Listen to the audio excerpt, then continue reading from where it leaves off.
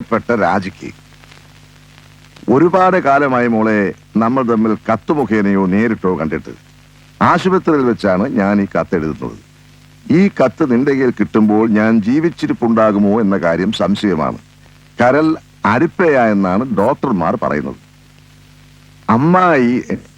അമ്മയില്ലാത്ത നിനക്ക് ഒരച്ഛൻ നൽകേണ്ട വാത്സല്യം ഞാൻ നൽകിയിട്ടില്ല. എന്റെ ഈ അവസാന നേരത്തെങ്കിലും നിനക്ക് വേണ്ടി എന്തെങ്കിലും ചെയ്യണമെന്ന് എനിക്കുണ്ട്. അവിടെ കൊച്ചിയിൽ ഹിൽ പാലസിനടുത്ത് മുളന്തോട്ടിൽ ശങ്കരമേനോൻ എന്ന പേരിൽ ഒരു വലിയ പണക്കാരനുണ്ട്. അച്ഛൻ അയാളുടെ ഒരു പഴയ ആശ്രിതനാണ്. നീ അദ്ദേഹത്തെ നേരിൽ കാണണം. ഇല്ലെങ്കിൽ അദ്ദേഹത്തിന്റെ സഹോദരി സരോജിനിയമ്മയെ കണ്ടാലും മതി. പാവുണ്ണിയുടെ മകളാണെന്ന് പറഞ്ഞാൽ അവർ മനസ്സിലാക്കിക്കൊള്ളും. നിനക്ക് അവർ എല്ലാ മാസവും 1500 രൂപ വെച്ച് തരും. എന്തെങ്കിലും എതിര് പറഞ്ഞാൽ എല്ലാ രഹസ്യവും നിനക്കറിയാമെന്ന് പറയുക. പിന്നെ അവർ തർക്കിക്കില്ല. എന്റെ കൈകൾ വിറയ്ക്കുന്നു. വല്ലാത്ത ക്ഷീണം. മരിക്കുന്നതിന് മുമ്പ് നിന്നെ ഒന്ന് കാണണമെന്നുണ്ട്. നടക്കുമോ എന്തോ. സസ്നേഹം, അച്ഛൻ. ഈ പാവുണ്ണി ഇപ്പോ ജീവിച്ചിരിപ്പുണ്ടോ ആവോ? ജീവിച്ചിരിപ്പുണ്ടെങ്കിൽ രാജിയുടെ മരണത്തെക്കുറിച്ച് പത്രത്തിലൊക്കെ വന്നതല്ലേ, അയാൾ അന്വേഷിച്ചു വരാതിരിക്കോ? ഈ കത്ത് സുരേഷിന്റെ ഡ്രോയറിൽ എങ്ങനെ വന്നു? സുരേഷ് രാജിയുടെ ഒരു ക്ലയന്റ് ആയിരുന്നു.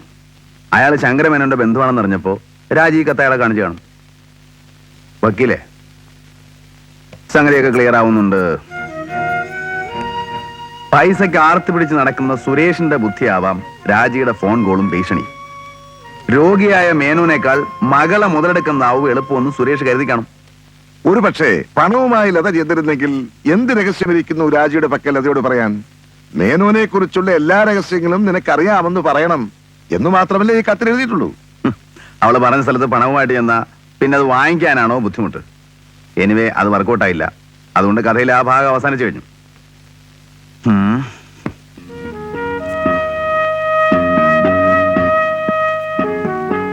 ഈ കഥയിലെ 2 പ്രധാന കഥാപാത്രങ്ങൾ കൊല്ലപ്പെട്ടു കഴിഞ്ഞു, രാജിയും സുരേഷും. അവർ തമ്മിൽ ബന്ധമുണ്ടായിരുന്നു എന്നുള്ളത് വ്യക്തമായി കഴിഞ്ഞു. അവർ next question is who killed them? രാജിയും സുരേഷും ജീവിച്ചിരുന്നാൽ ആർക്കാണോ ആപത്ത് അവരായിരിക്കണം ഇത് ചെയ്തിട്ടുള്ളത്. അപ്പൊ നമുക്ക് ആരെയൊക്കെ സംശയിക്കാം? നമ്പർ 1, ലതയുടെ അച്ഛൻ മിസ്റ്റർ ശങ്കരമേനോൻ. കാരണം അയാളെക്കുറിച്ച് എന്തോ രഹസ്യങ്ങൾ ഇവർ സൂക്ഷിച്ചിരുന്നു എന്നാണല്ലോ. പിന്നെ മാലിനിയും ലതയും. മേനോന്റെ ദോഷം അവരെയും ബാധിക്കുമല്ലോ. 1 മോർ, അമ്മായി സരോജിനി അമ്മ. സരോജിനി അമ്മയോ? താനെന്തായി പറയുന്നത്? സഹോദരി സരോജിനി അമ്മയെ കണ്ടാലും മതി ലെറ്ററിലെ വാചകം ഓർമ്മയില്ലേ? ഓ, അത് ശരിയാ. ഒരുപക്ഷെ മരിച്ച രാജി അവരുടെ മകളായിരുന്നെങ്കിലോ? നമ്മൾ ആദ്യം സംശയിച്ചിരുന്നത് പോലെ മേനോന്റെ ഇല്ലീഗൽ ഡോട്ടറിന് പകരം അവരുടെയായിക്കൂടെ? ചെറുപ്പത്തിൽ പല പെൺകുട്ടികൾക്കും പറ്റുന്ന അബദ്ധം അവർക്കും പറ്റി. തന്തയില്ലാത്ത പെങ്ങളുടെ കുഞ്ഞിനെ വളർത്താൻ മേനോൻ പാവുണ്ണിയെ ഏൽപ്പിക്കുന്നു. ചെലവിലേക്കായി മാസാമാസം ഒരു തുകയും. രാജിയുടെ ഇന്നത്തെ ബാക്ക്ഗ്രൗണ്ട് നമുക്കറിയാം. നല്ല കൃഷിയും കൊയ്ത്തും ഒക്കെ നടക്കുന്ന സമയമാണ്. അങ്ങനെ ഒരു മകൾ ഇങ്ങനെ ഒരു ഭീഷണിയുമായി വന്നാൽ ഏത് അഭിമാനം സഹിക്കും? വക്കീലാണെ സഹിക്കുവോ? തട്ടുകയല്ലേ? അപ്പൊ അത് തന്നെയാണ് ഇവിടെയും സംഭവിച്ചിരിക്കുന്നത്. രാജിയുടെ ഭീഷണി ഏതെങ്കിലും രീതിയിൽ അറിയാൻ ഇടയായ മേനോൻ സഹോദരിയുടെ അഭിമാനം രക്ഷിക്കാൻ വേണ്ടി ചെയ്തിരിക്കാം. അല്ലെങ്കിൽ അവർ തന്നെ ആയിരിക്കാം. ഒരു സ്ത്രീ അത് ചെയ്യൂ, അതും 2 പേരെ. പിന്നെ ബെഡിൽ കിടക്കുന്ന മേനോൻ ചെയ്യുവോ? അപ്പൊ 2 പേരിൽ ആരായിരുന്നാലും ശരി മറ്റൊരാളുടെ സഹായം തേടിയിരിക്കും. എനിക്കൊരു അബദ്ധം പറ്റി വയ്ക്കില്ലേ. ആ രാജുവിനെ കൈ കിട്ടിയതാ, പക്ഷെ വിട്ടുകളഞ്ഞു. രാജു? ഏത് രാജു? ശങ്കരമേനോന്റെ വീട്ടിലെ ഡ്രൈവറായിരുന്ന രാജു. മേനോനായാലും സഹോദരി ആയാലും മറ്റൊരാളായി രാജുവിനെ ഉപയോഗിച്ചിരിക്കാൻ സാധ്യതയുണ്ട്. യെസ്, കറക്റ്റ്, ശരിയാ. അവനുമായിട്ട് ഏറ്റുമുട്ടിയതിന് ശേഷമാണ് സുരേഷിനെ കാണാൻ ഞാൻ അവന്റെ വീട്ടിൽ പോയത്. അപ്പൊ അന്ന് രാത്രി ആ കാറ് അവൻ തന്നെ ആയിരിക്കണം. അപ്പോ നിന്നെ അന്നാക്രമിച്ചാരെ? അവന്റെ ശിങ്കിടിയാവാം, കൂട്ടുകാരനാവാം. കറുത്ത് കടിച്ച ഒരാളായതുകൊണ്ടാണ് ഞാൻ രാജുവാണെന്ന് സംശയിച്ചത്. എന്തൊരാന മണ്ടത്തരവാ എനിക്ക് പറ്റിയത്. അതിന് താൻ ബേജാറാവൊന്നും വേണ്ട. ഉള്ള വിവരങ്ങൾ പോലീസിന് ഹാൻഡ് ഓവർ ചെയ്തിട്ട് തടി ഒഴിവാക്കാൻ നോക്ക്. അത് വേണ്ട, ഏതായാലും നനഞ്ഞിറങ്ങി. ഇനി കുളിച്ച് കയറിയിട്ടേ വരെ കാര്യമുള്ളൂ. താൻ എങ്ങോട്ടാ? ഞാൻ ആ തള്ളയൊന്ന് പോയി കാണട്ടെ. പിഴച്ചു പെറ്റ സന്തതിയെ തള്ള കൊന്നു. നിങ്ങളുടെ നിഗമനം കൊള്ളാം. ഞാൻ ഇന്നും അവിവാഹിതയെ കഴിയാനുള്ള കാരണം എന്താണെന്ന് നിങ്ങൾക്കറിയാമോ? സന്യാസിനിയാകാനുള്ള ഉദ്ദേശമൊന്നും എനിക്കില്ല. ഒരു കുഞ്ഞിന് ജന്മം കൊടുക്കാൻ എനിക്ക് കഴിയില്ല. അറിഞ്ഞൊരു പുരുഷനെ വഞ്ചിക്കാൻ എനിക്ക് സാധിക്കാത്തത് കൊണ്ടാണ് ഞാൻ ഇന്നും അവിവാഹിതയായി കഴിയുന്നത്. സോറി, എന്റെ ഒരു സംശയമാണെന്ന് ഞാൻ നേരത്തെ പറഞ്ഞു കഴിഞ്ഞു. ഈ കത്തിൽ പാവണ്ണി സൂചിപ്പിച്ചിട്ടുള്ള രഹസ്യം എന്താണ്? എനിക്കറിയില്ല.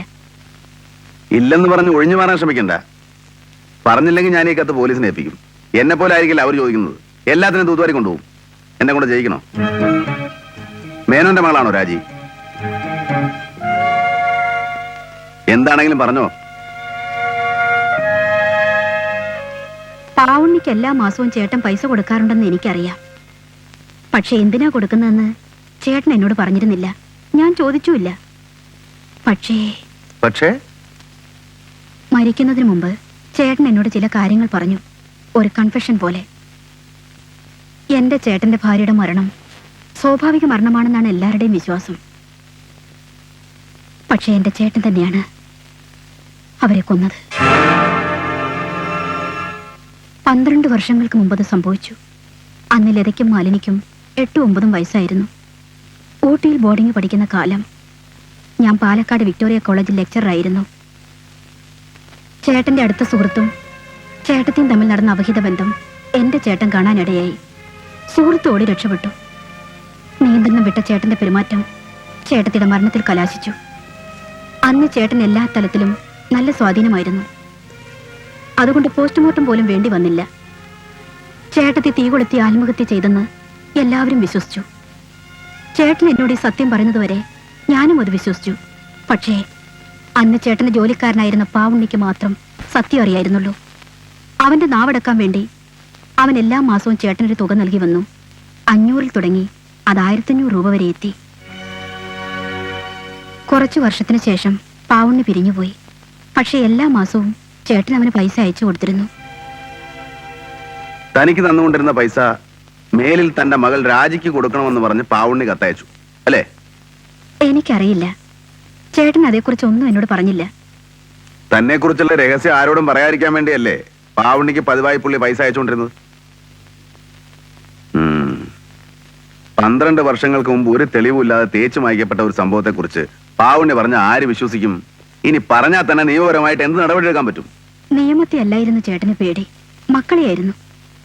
അമ്മയെ കൊന്നത് അച്ഛനാണെന്ന് ലതയും മാലിനി അറിഞ്ഞാൽ അതായിരുന്നു ചേട്ടന്റെ പേടി.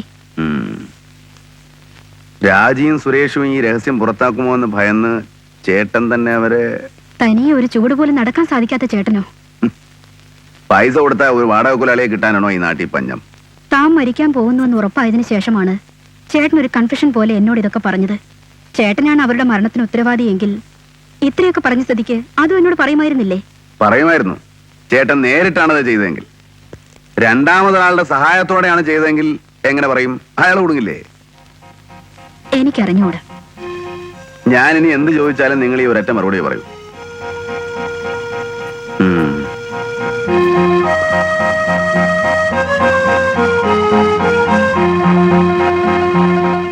ഇതേക്കുറിച്ചൊന്നും ലത അമ്മയോട് ചോദിക്കാൻ നിൽക്കണ്ട. ആരോടും പറയാൻ വേണ്ട. ശരി. ലതയുടെ അച്ഛനെ സംശയിക്കാൻ സാഹചര്യങ്ങൾ എന്നെ നിർബന്ധിക്കുന്നു. അങ്ങനെയാണെങ്കിൽ രണ്ടാമതൊരാളുടെ സഹായം അച്ഛൻ തേടിയിരിക്കും. അയാൾ ആരാണെന്ന് അറിയുന്നവരെ ലത സൂക്ഷിക്കണം. ഞാനിത് പറയാൻ കാരണം ആരോടും പറയരുതെന്ന് പറഞ്ഞ് എന്നോട് പറഞ്ഞ കാര്യം ലത തന്നെ പലരോടും പറഞ്ഞു. അതുകൊണ്ടാ. എന്തിനാ മാലിനിയോട് പറഞ്ഞത്? മാലിന് പറഞ്ഞ ഡോക്ടർ മോഹൻ പറഞ്ഞു. ഏതെങ്കിലും രീതിയിൽ ഇത് പോലീസിന്റെ ചെവിയിലെത്തിയ പിന്നെ എന്നെ പഠിച്ചിട്ട് കാര്യമില്ല. എനിക്ക് പറയേണ്ടി വന്നു. പറയേണ്ടി വന്നോ? അതെ. അതിന്റെ കാരണമാണ് ഞാൻ ചോദിച്ചത്. 4-5 ദിവസം മുമ്പ് എനിക്കൊരു ഫോൺ കോൾ വന്നു ഒരാളുടെ. രാജിയെ കൊന്നത് ഞാനാണെന്ന് അയാൾക്ക് അറിയാമെന്നും പറഞ്ഞു. എന്നിട്ട് അച്ഛൻ മരിച്ച ദുഃഖം കഴിയട്ടെ, വീണ്ടും വിളിക്കാമെന്ന് പറഞ്ഞ അയാൾ ഫോൺ ഡിസ്കണക്ട് ചെയ്തു. മാലിനി അവളുടെ മുറിയിലെ പാരലൽ ഫോണിലൂടെ അത് കേട്ടു.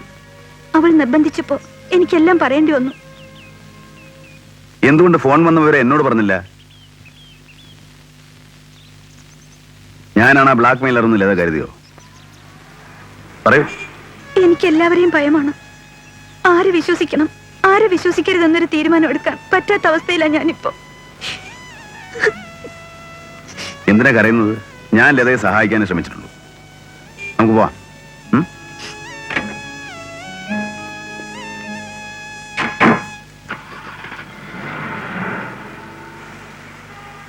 മാലിനിയും ഡോക്ടർ മോഹനും തമ്മിൽ എങ്ങനെ ഇഷ്ടമാണോന്നാ ഞാൻ ചോദിച്ചത്. മോഹന് വീട്ടിലെല്ലാവർക്കും ഇഷ്ടമാണ്. ഐ ഡോണ്ട് മീൻ ദാറ്റ് ഇഷ്ടം. I love something like that. എന്താ ചോദിക്കാൻ കാരണം? ഒന്നുമില്ല, just like that.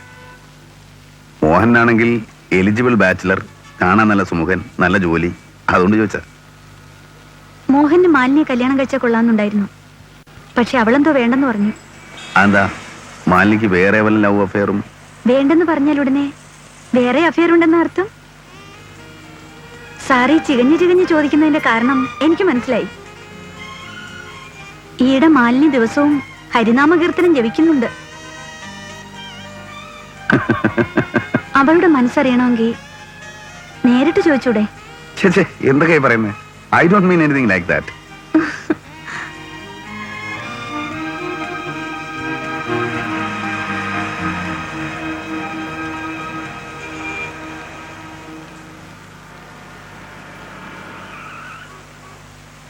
Just A minute, ഞാനൊന്ന് കടയിൽ കയറിയിട്ട് വരാം. ഓക്കെ.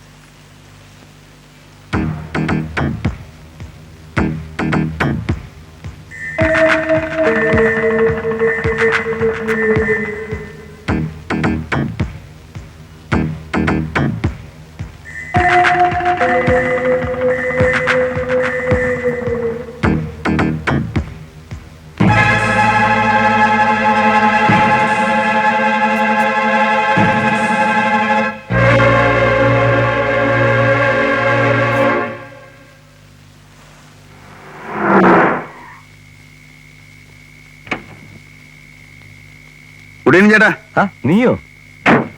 എന്താ ഈ രാത്രിയിൽ? എന്താ വിശേഷം? അത്യാവശ്യമായിട്ടൊരു കാര്യം പറയാനുണ്ട്. ഈ റിവോൾവറിൽ ആരുടെയെങ്കിലും ഫിംഗർ പ്രിന്റ് പതിഞ്ഞിട്ടുണ്ടോന്ന് നോക്കണം. ആരുടെ റിവോൾവറാണിത്? ഇത് എവിടുന്ന്? അതൊക്കെ ഞാൻ പിന്നെ പറയാം. ചേട്ടൻ ആദ്യം ഒന്ന് എക്സാമിൻ ചെയ്യും. ചേട്ടൻ പേടിക്കൊന്നും വേണ്ട, ഒരു ക്ലൂ കിട്ടുമെന്ന് അറിയാൻ വേണ്ടിയാ. പേടി ഉണ്ടായിട്ടൊന്നുമല്ല, പെട്ടെന്ന് എനിക്കൊന്നും മനസ്സിലാകുന്നില്ല. നീ വരുന്നു, ഒരു റിവോൾവർ കാണിക്കുന്നു, എക്സാമിൻ ചെയ്യാൻ പറയുന്നു. What happen to you? അതൊക്കെ ഞാൻ പിന്നെ പറയാം. ചേട്ടൻ വന്നേ.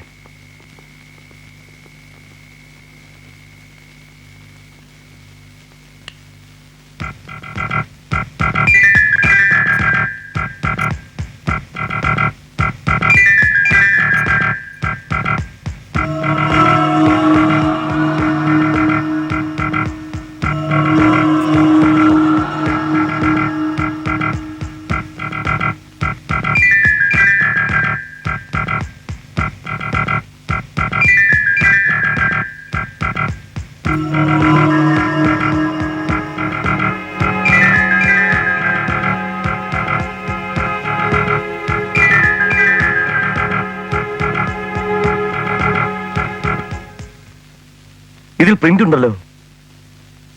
വിരലടയാളത്തിൽ രക്തക്കറയുമുണ്ട്. ഹരി, ഏതായാലും ഒരു പെണ്ണിന്റെ വിരലടയാളമാണ് ഇതിലുള്ളത്. പെണ്ണിന്റെയോ? യെസ്. ഈ തോക്ക് നിനക്ക് എവിടുന്ന് കിട്ടി? ഏത് പെണ്ണാ അത് ഉപയോഗിച്ചത്? ചോദിച്ചത് കേട്ടില്ലേ? നീ എന്താന്ന് മിണ്ടാത്തത്?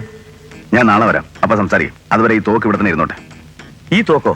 അല്ല പുലിവാലും ആവും. ചേട്ടൻ ഇങ്ങനെ പേടിക്കാൻ തുടങ്ങി എങ്ങനെ? കുറച്ച് ദിവസത്തിനകം രാജിയുടെയും സുരേഷിന്റെയും കൊലയാളിയെ അറസ്റ്റ് ചെയ്യാൻ കഴിയുമെന്നാണ് ഇൻസ്പെക്ടർ രാജു പീറ്റർ എന്നോട് പറഞ്ഞത്. രണ്ടും ഒരാൾ തന്നെയാണോ ചെയ്തിരിക്കുന്നത്? അത് വ്യക്തമായിട്ട് പറഞ്ഞില്ല. പോലീസിന് ആരെയാ സംശയം? കൊള്ളാം, അത് അവര് പറയൂ. 2-3 ദിവസത്തിനകം അറസ്റ്റ് നടക്കുമെന്ന് മാത്രമേ പറഞ്ഞുള്ളൂ. രാജിക്കും സുരേഷിനും ഒരുപാട് ശത്രുക്കളുണ്ട്. അവരാരെങ്കിലും ആവാം. വേണ്ട. ഫ്രഷ് ലൈം എനിക്ക് വേണ്ട. ഇത്തിരി മുമ്പ് കാപ്പി കുടിച്ചതേ ഉള്ളൂ. ലത പ്ലീസ്, ഞങ്ങളുടെ ഓഫീസിൽ നിന്ന് ലത ഇതിനു മുമ്പ് ഒന്നും കഴിച്ചിട്ടില്ല. വേണ്ടാഞ്ഞിട്ടാ. It's a pleasure. Please please കൊടുക്കൂ. സാറിന് അയ്യോ എനിക്ക് വേണ്ട. എന്നെ 3 ദിവസം മുമ്പ് പട്ടി അടിച്ചതാ. അതെ അതെ അതെ.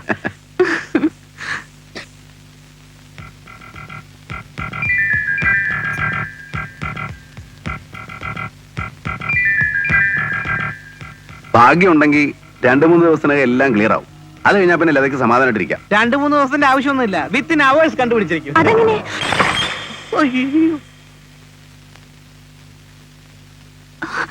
I M sorry. It's all right. ഒരു ഗ്ലാസ് അല്ലേ? എന്നാ ഞാൻ വരട്ടെ. ഓ, അത് ഏത് ബുക്കാണ്? സിഡ്നി ഷെൽഡന്റെ. സിഡ്നി ഷെൽഡൻ എന്റെ പ്രിയപ്പെട്ട ഓതറാണ്. ഞാനൊന്ന് വായിച്ചിരുന്നാ പോരെ? ആണോ? മതിയല്ലോ. ആ. ഞാൻ വരട്ടെ. ഓ. അല്ല, ഗ്ലാസ് പൊട്ടിക്കിടക്കുന്ന അവിടെ. ആ, ഓ.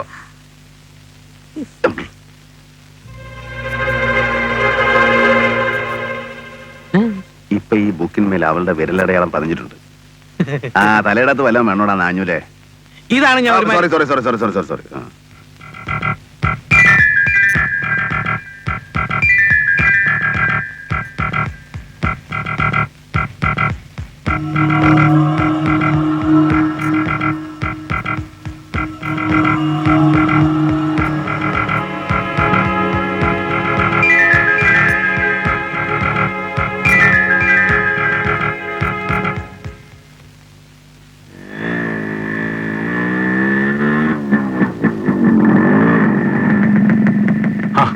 ഹരിയോ, എനിക്ക് അത്യാവശ്യമായിട്ട് കാര്യം പറയാനുണ്ട്. ഞാൻ സ്റ്റേഷനിലേക്ക് പോവുക. നമുക്ക് ജീപ്പിൽ ഇരുന്ന് സംസാരിക്കാം. ആ,